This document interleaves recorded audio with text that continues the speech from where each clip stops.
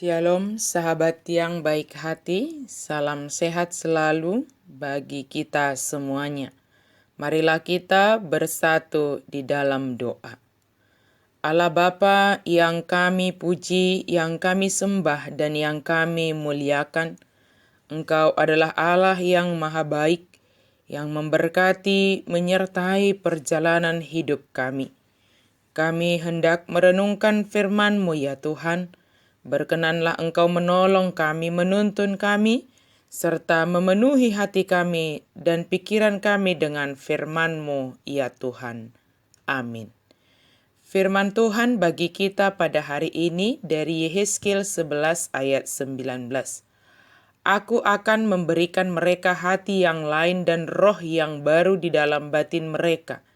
Juga aku akan menjauhkan dari tubuh mereka hati yang keras dan memberikan mereka hati yang taat. Jadi lehonok kuma tunasida roha sisangujur, jala suat tonok kuto dine baru tu bagasan ate-ate nasida. Jala paholangok kuma roha batu sian gading nasida. Jala lehonok kuma tunasida roha sibuk. Allah memberikan hati yang taat. Ada tujuan yang luar biasa dalam hidup kita. Apa yang dimaksud dengan hati yang lain dan roh yang baru? Hati yang baru berbeda dengan hati yang lama. Hati yang lama adalah hati yang keras yang tidak mau dituntun oleh kebenaran firman Tuhan.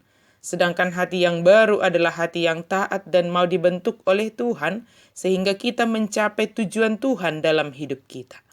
Tuhan menciptakan kita dengan tujuan yang jelas. Oleh sebab itu, Tuhan ingin setiap kita mencapai tujuan yang Tuhan telah tetapkan. Suatu saat ada waktunya Tuhan akan berkata kepada setiap kita, apakah yang sudah kita lakukan di dunia ini? Sudahkah kita mencapai tujuan Tuhan di dalam hidup kita ketika Dia menciptakan kita? Bukan kamu yang memilih aku, tetapi akulah yang memilih kamu.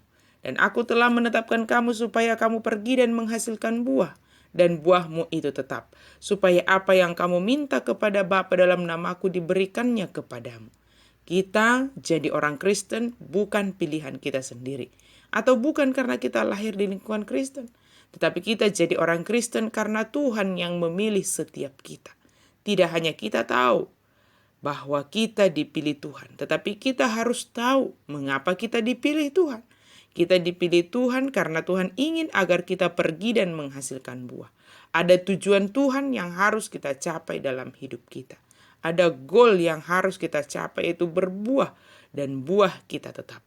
Tuhan memberi hati yang baru dan roh yang baru agar setiap kita bisa mencapai tujuan Tuhan dalam hidup kita.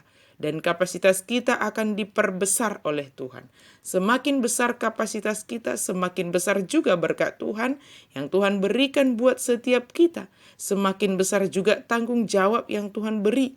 Dan kita akan dipakai Tuhan semakin lebih lagi di dalam Tuhan. Ada hal yang harus kita lakukan agar kita mendapat hati yang baru dan roh yang baru, agar kapasitas kita diperbesar oleh Tuhan, yaitu bersedia dibentuk oleh Tuhan.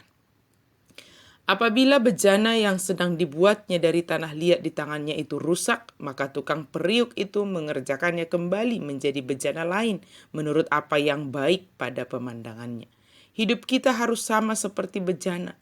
Jika bejana yang dibuat tukang periuk itu rusak, maka tukang periuk itu akan membentuk bejana itu kembali menurut apa yang baik di pemandangannya.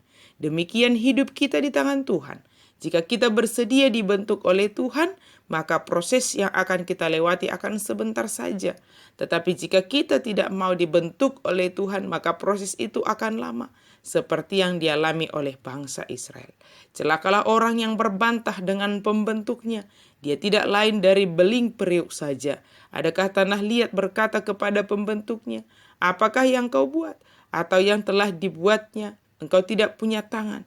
Kita harus bersedia dibentuk oleh pembentukannya Tuhan. Jika kita tidak bersedia, maka pembentukan yang akan kita alami itu semakin keras. Tetapi saat kita bersedia dibentuk oleh Tuhan, maka Tuhan akan memberi hati yang baru dan roh yang baru sehingga kapasitas kita akan diperbesar. Sahabat yang baik hati yang lain menunjukkan tujuan yang bulat. Umat Allah tidak akan lagi mencari Allah lain. Mereka puas dengan Allah, memuliakan Allah. Hati mereka yang sekeras batu akan dicangkok secara radikal dengan hati yang lembut dan taat. Kehidupan baru ini hanya bisa dihasilkan oleh pekerjaan Roh Kudus. Ini adalah karya Allah, tetapi kita harus mengakui dan meninggalkan dosa kita. Jika kita melakukannya, Allah akan memberikan kita motif, pedoman, dan tujuan yang baru. Sudahkah kita menerima hati yang baru? Mari kita menerima hati yang penuh dengan ketaatan dan kelembutan dari Tuhan Allah. Amin. Mari kita berdoa. Terima kasih Tuhan untuk firman-Mu. Anugerahkan kepada kami hati yang baru dan roh yang baru. Sehingga kami jauh dari hati yang keras. Tetapi kami memiliki hati yang taat, hati yang lembut. Kami siap untuk selalu dibentuk oleh Tuhan sesuai dengan kehendak Tuhan. Dan mencapai tujuan-Mu ya Tuhan di dalam menciptakan kami. Mampukan kami ya Tuhan, dalam nama Yesus kami berdoa dan bersyukur. Amin.